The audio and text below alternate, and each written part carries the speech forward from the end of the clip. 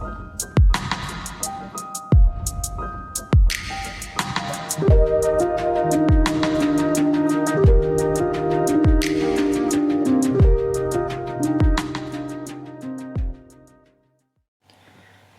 everyone, thank you for joining my podcast. I'd like to welcome Vilija Harding. Hi everyone. She's a musician who has recently been published on platforms like Spotify, and not only is she a musician, but she's also a self-proclaimed shaman. So Vilija, first I'd like to ask you about your music, and then we will get into the shaman business.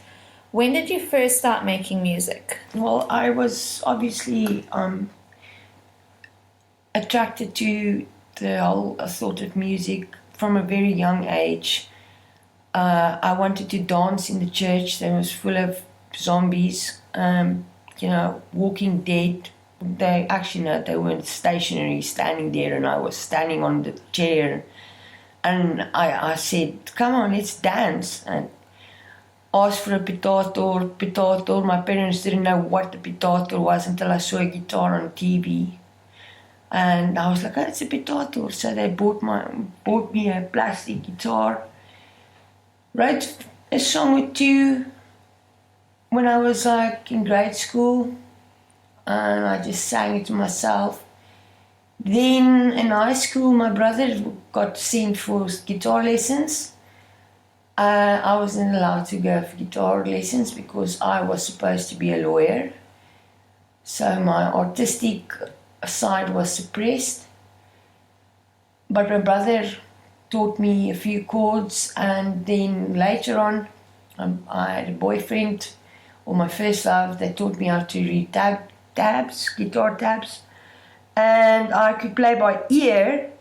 So I learned a whole lot of new songs, and after a holiday with him, and I came home and I played to my brother. My brother was like, no way, and he learned all those songs in a new one, and then he played a new one to me, and I'll be like, no way, and so on and so forth. So we sort of like had this sibling rivalry going on, and we taught each other and challenged each other in that way. I started writing my own songs, well, mostly poems, in my early 20s, and then one day I just picked up the guitar and I started playing a tune and I started composing. Not in the sense that I don't know how to read notes, music. I just know tabulation. I don't know half of the chords I'm playing. I play by ear. But anyways, that's how I got into it. Okay, cool. So your style's very eclectic. What inspires you? I'm inspired by the higher self. When I'm in spirit, which is also like being inspired, which is our creative side, that inspires me. In the world, from the worldly fashion, people that play from the heart, musicians, people like musicians like Tool, Creedence Clearwater Revival, Jefferson Airplane, Velvet Underground, Pink Floyd, A Perfect Circle, Juno Reactor, Affected Mushroom, Portishead, Beck. There's just so many. And then also writers. One that stood out for me for a long time, because I was a real bookworm for a long time. Whereas the spiritual guide for me was Paulo Coelho. Forgive me if my pronunciation is incorrect. He's a Brazilian writer. He's well known for a book called The Alchemist. He wrote the book in a week's time. So he basically he was channeling when he wrote the book. And that's what I do when I write myself, and that's a channel from the higher self, the universal interpreter, the comforter, the Holy Spirit. And that's what inspires me, as well as animals, nature, and Alcatraz. And where would you like to go with your music? Do you plan on touring? I've never... The whole idea of touring, sex, drugs, and rock and roll never appealed to me, to be honest.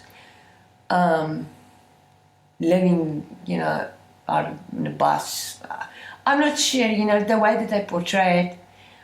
Even though I traveled quite extensively myself, not with my music, but I played along my travels. I was paid in the UK to perform, in pubs and actually even in old age homes. And I played in Glasgow.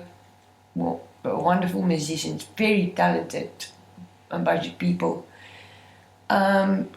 Toronto in America, friends, and I've played a few gigs in South Africa, but it's difficult to make it or do anything with the music if you don't have money in South Africa. Now there was a whole break for a long time, and that side of me felt like it died, my artistic side, and then I discovered the online thing, and I can produce my own music, and So that reawakened your passion in a way. it did. It opened exactly because I was tired of just playing acoustic the whole time. That's what everyone wants, Like my guitar stood there and gathering dust, and I was on my computer and I was looking for a programming course of some sort, and this advert came up for music mixing software, and I was like, that doesn't sound like a bad idea. And then I started messing around with it, and that was it. I started. It took me a while. In the beginning, I had no idea what I was doing. But I use frequencies like 432 when I use my effects to tune into that. Other leading frequencies like 32, 12. Use master numbers, because I used to be into numerology, like 11, 22, 33, 44, 3.33, which is known as sort of a feminine, divine feminine yin energy. And I hope that with the music, just like we are being, brainwashed and controlled, mind controlled, on a subliminal level, that I could use the same tactics and heal, because you can heal with music. I was listening to 432 hertz music, healing music this morning, and also the message, even it talks to the subconscious mind, which absorbs everything like a sponge. At some point, hopefully, whoever the listener, if they appreciate the song, it'll plant a seed, and maybe they will awaken or become aware of the dream world that we're living in, and start awakening spiritually. I think it's great that your music has healing powers. Which one of your songs is your favorite to play? I like the ones that are a little bit more aggressive, because I've had a hard life. I like Anxiety, which is I made a version of it that's acoustic, and then one that's got a little bit of a more metal feel to it. However, in the beginning, it's on Spotify, available on Spotify. However, the more metal one, the sound got a little bit messed up on Spotify. Not because of Spotify. There's a thing called normalization that you have to do with your music because Spotify, as far as I know, normalizes their music before they play it. And it sort of messed up my sound. And at that point, it was my first album, my first EP. I didn't quite know what I was doing. I like playing that song, it's got nice riffs. I like playing Fortuin. That's the name of my first album, Fortuin, which means fortune. The dream within the dream within the dream. And I like playing gatvol, the gatvol perspectief, gatvol meaning fed up. But it's a song that I wrote when I was mid 20s. However, I've added an extra verse to it, changed it from just a rant of me being gatvol to it being my perspective. And those three songs are the ones that I like playing the most, especially acoustic. It's got a lot of oomph.